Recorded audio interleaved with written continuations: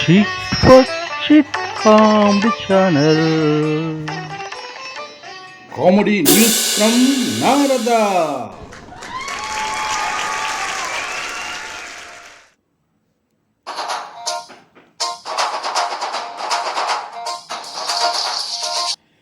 నిటారైన చూపుడేలు విష్ణు చక్రం ముదిరినట్టు నిఖార్సైన తోక చిగురు లంకను తగలెట్టినట్టు సారా సుక్క వేసుకుని సిరా సుక్కకెళ్ళినోడు మర్రి చెట్టు పక్కనున్న గెడ్డలోకి దూకినట్టు స్వచ్ఛమైన సిరా సుక్క ఓటేసి వచ్చినట్టు నా పోటు చూడు, నా ఘాటు చూడు, నా ఓటు చూడు.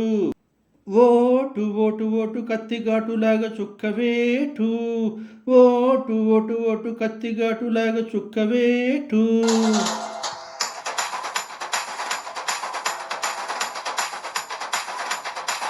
ముఠాలన్నీ మఠాలెట్టి ఎకసెక్కాలాడితే దొంగ ఓట్లు గుట్టురట్టు తిరుపతిలో తేలినట్టు సుక్కసిరా పడిన చోట ఉక్కు పిడికిలైనట్లు బటన్ నొక్క ఏవిఎంలు టన్నులు బరువెక్కినట్లు నా పోటు చూడు, నా ఘాటు చూడు, నా ఓటు చూడు.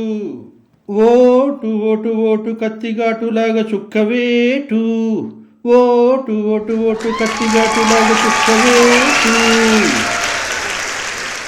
అసలు జోక్ ఏంటంటే వేలున్నమ్మకి ఒక ఓటు, వేలు లేనమ్మకి 100 ఓట్లు అని ఓ కొత్త సామెత పొక్కింది. వేలు లేకపోతే 100 ఓట్లు వేయడం ఏమిటి? ఇది కాస్త కోర్టు మెట్లు ఎక్కింది. ఆ కోర్టులో వాదోపవాదనలు జరిగాయి. అక్కడ తేలింది ఏమిటంటే ఒక ఆమెకి చూపుడు వేలు లేదు, ఆర్టిఫిషియల్ చూపుడు వేలుని పెట్టి 100 ఓట్లు వేయించారట. ఆమెకు డబ్బులు బాగా వచ్చాయి, ఈమెకు డబ్బులు బాగా రాలేదని అక్కసుతో ఆమె అసలు విషయం కాస్త బయట పెట్టేసింది.